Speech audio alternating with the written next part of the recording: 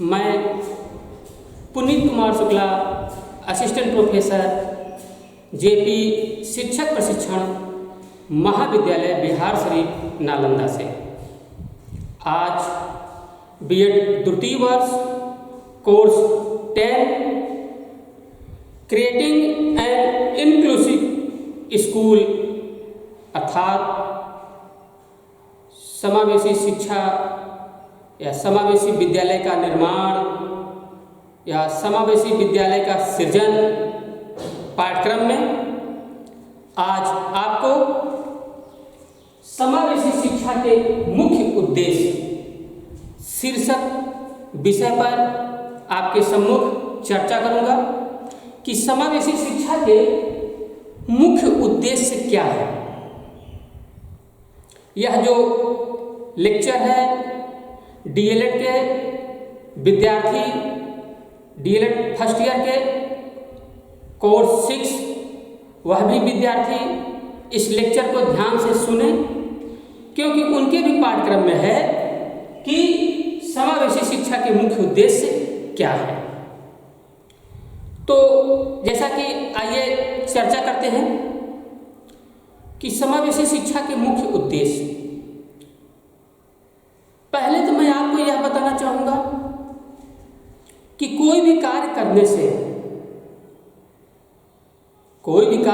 से पहले उसका कोई न कोई उद्देश्य होता है। बिना उद्देश्य के कोई कार्य नहीं होता है, चाहे छोटा कार्य हो चाहे बड़ा कार्य हो, उसका कोई एक निश्चित उद्देश्य होता है। उद्देश्य की प्राप्ति करना होता है कि मैं यह कार्य करूंगा तो मुझे यह उद्देश्य की प्राप्ति होगी। तो ठीक उसी प्रकार से समावेशी शिक्षा का भी कुछ न कुछ उद्देश्य है। इस समावेशी शिक्षा का जो बीएड के और डीएलएड के पाठ्यक्रम में रखा गया है, जो छात्रों को शिक्षार्जन प्रदान किया जाता है, उसका कोई न कोई उद्देश्य है, क्योंकि बिना उद्देश्य के कोई कार्य नहीं होता है।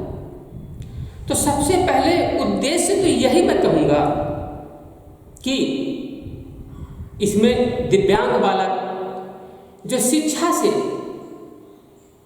बिछुड़ जा रहे हैं, छूट जा रहे हैं, शिक्षा ग्रहण कर पाने में असमर्थ हैं, या विकलांग बालकों में जो कुंठा की भावना है, जो हीन की भावना है, जो शंकाग्रस्त की भावना है, इन्हीं सब का निराकरण किया जाता है। इन्हीं सब चीज़ों का, अवगुणों का समाप्त किया जाता है। तो आइए समावेशी शिक्षा के मुख्य उद्देश्य यानी एम्स ऑफ इंक्लूसिव एजुकेशन। तो समावेशी शिक्षा के एम्स क्या हैं?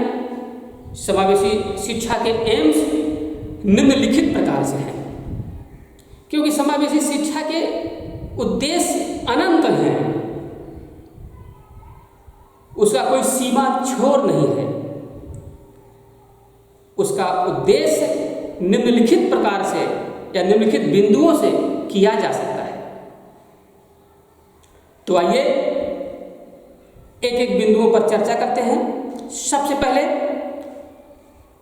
समावेशी शिक्षा के उद्देश्यों में शारीरिक दोष युक्त विभिन्न बालकों की विशेष आवश्यकताओं की सर्वप्रथम पहचान करना तथा उनका निर्धारण करना। कहने का मतलब है कि जो विकलांग बालक हैं, जो दिव्यांग बालक हैं, उनमें जो दोष है या जो विभिन्न स्तर के बालक हैं जिन्हें विशेष शिक्षा की आवश्यकता है, उन बच्चों की खोज करना, उनका पहचान करना, उनका निर्धारण करना और तब समावेशी शिक्षा देना।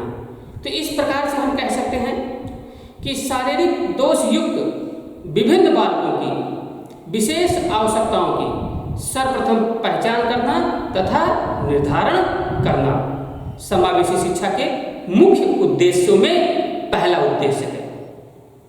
दूसरा उद्देश्य क्या होता है? शारीरिक दोष की दशा को बढ़ने से पहले कि वे गंभीर स्थिति को प्राप्त हों, उनके रोकथाम के लिए सर्वप्रथम उपाय किया जाना। कि कहने का मतलब जो शारीरिक दोष की दशा है जो बढ़ रही है बच्चों में, उनका रोकथाम किया जाए। गंभीर स्थिति को प्राप्त हो उससे पहले ही उनकी विभिन्न समस्याओं को, विभिन्न दोषों को ठीक किया जाए। अगला, बालकों को सीखने की विभिन्न समस्याओं को ध्यान में रखते हुए कार्य करने की विभिन्न नवीन विधियों द्वारा छात्रों को शिक्षार्जन या शिक्षा प्रदान करना। कहने का मतलब है कि बालकों को सीखने जो विभिन्न समस्याएं हैं, बहुत सारे बालकों की बहुत सारी समस्याएं होती हैं, उन्हीं विभिन्न समस्याओं को ध्यान में रखते हुए और कार्य करते हुए विभिन्न नवीन विधियों के द्वारा छात्रों को शिक्षार्जन प्रदान करना, शिक्षा प्रदान करना, यह भी समावेशी शिक्षा के उद्देश्यों में महत्वपूर्ण उद्देश्य है। और उद्देश्यों में शारीरिक रूप से विकृत युक्त बालकों का पुनर्वास कराया जाना और शारीरिक रूप से विकृत युक्त या दिव्यांग बालकों की शिक्षण समस्याओं की जानकारी प्रदान करना तथा सुधार हेतु सामूहिक संगठन की तैयारी किया जाना। बालकों की असमर्थताओं का या कमियों का या कमजोरियों का पता लगाकर उनको दूर करने का प्रयास किया जाना। कहने का मतलब है कि बालक की जो असमर्थताएं हैं सीखने में या किसी प्रकार कोई असमर्थता है, सुनने में, पढ़ने में, सीखने में, लिखने में किसी प्रकार की असमर्थता हो सकती है, तो उन असमर्थताओं का, उन कमियों का, उन अवगुणों का पता लगाकर उनको दूर करने का प्रयास करना चाहिए। और उद्देश्यों में विशिष्ट बच्चों को आत्मनिर्भर बनाकर उन्हें समाज की मुख्य धारा से जोड़ना। कहने का मतलब विशिष्ट बच्चे जो भी हैं, दिव्यांग बच्चे, विकलांग बच्चे, विशिष्ट बच्चे, उनको समावेशी शिक्षा के माध्यम से, समावेशी शिक्षा के उद्देश्य के माध्यम से उनको आत्मनिर्भर बनाना और उन्हें समाज की मुख्य धारा से जोड़ना, यह भी एक मुख्य उद्देश्यों में महत्वपूर्ण उद्देश्य है। समावेशी शिक्षा के उद्देश्यों में जागरूकता की भावना का विकास करना, बच्चों में या छात्रों में या बालकों में जागरूकता की भावना का विकास करना, क्योंकि समावेशी शिक्षा के उद्देश्यों में सबसे महत्वपूर्ण है कि बालकों में जागरूकता की भावना का विकास करना।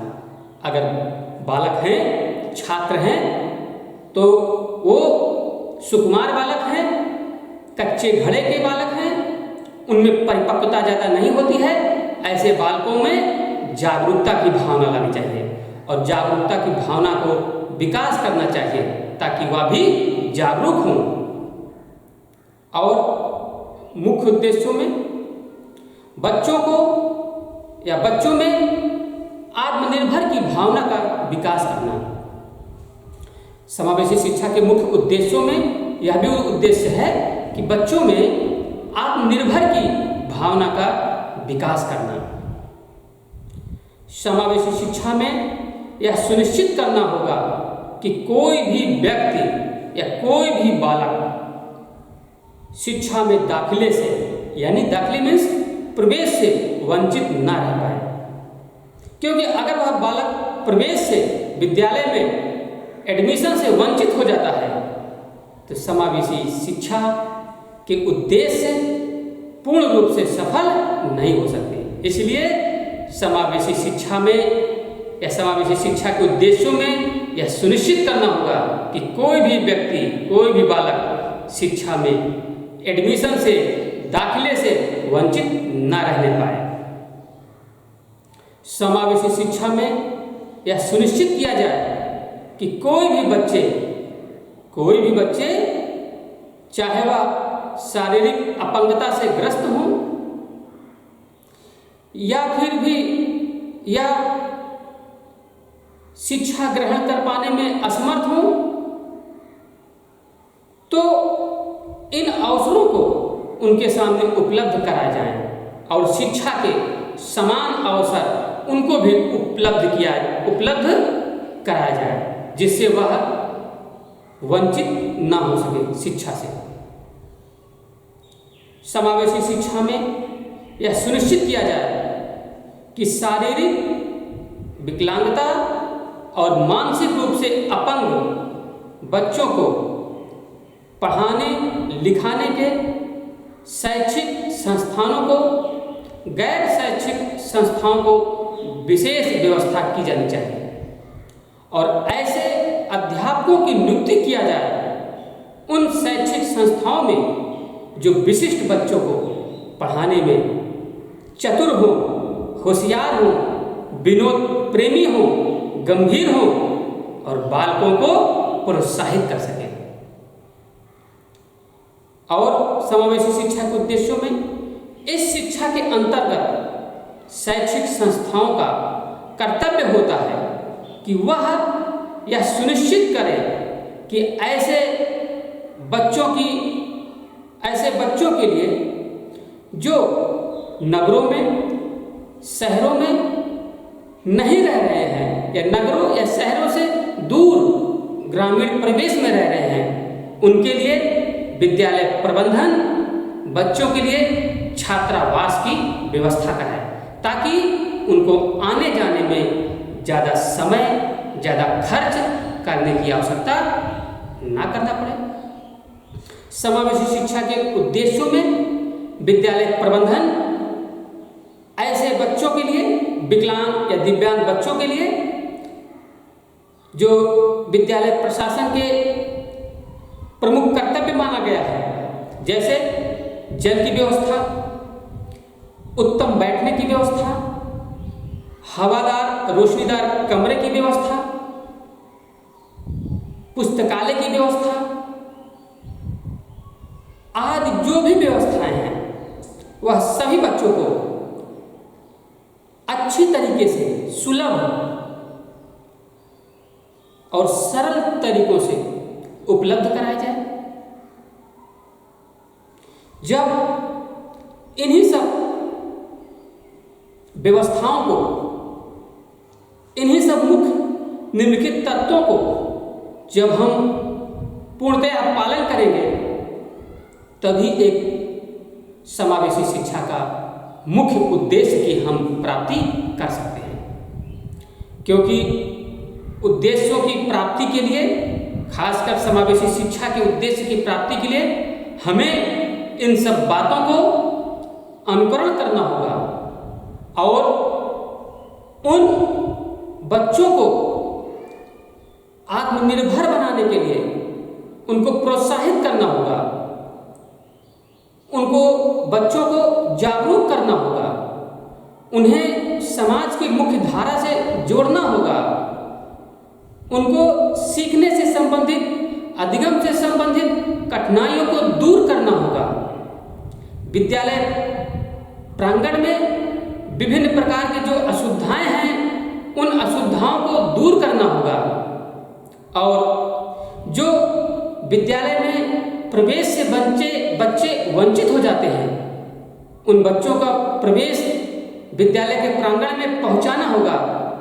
जब हम ये सब कार्य सही तरीके से करेंगे तभी हम समावेशी शिक्षा के उद्देश्यों की प्राप्ति कर सकते हैं और जब हम उद्देश्य की प्राप्ति करेंगे तो अपने आप बालक जागरूक होगा, आत्मनिर्भर बनेगा, विकास करेगा, सर्वांगीण विकास करेगा, सर्वांगीण विकास होगा और तब वह समाज में अच्छे ढंग से सम्मान पूर्वक जीवन यापन करेगा। तो इस प्रकार से मैं यही कहना चाहूँगा कि समावेशी शिक्षा के निम्नलिखित उद्देश्य हैं। इन उद्देश्यों के कारण ही समाज का विकास हो सकता है और दिव्यांग विकलांग बच्चों का भी विकास किया जा सकता है। ये लेक्चर आप इसको सुनिएगा, लाइक कीजिएगा और ध्यान से सुनिएगा क्योंकि यह बहुत ही महत्वपूर्ण है। आज यहीं तक, धन्यवाद, थैंक यू।